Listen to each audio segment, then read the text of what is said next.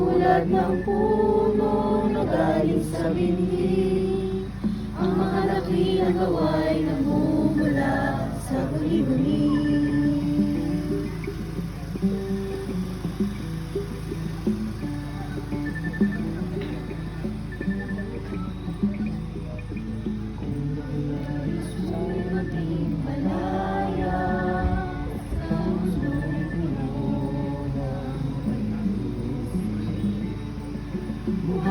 Buhayin sa sarili ang malayang paraan.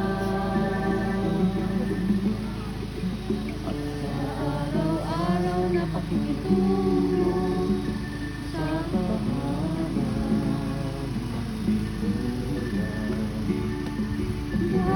buhayin sa sarili ang malayang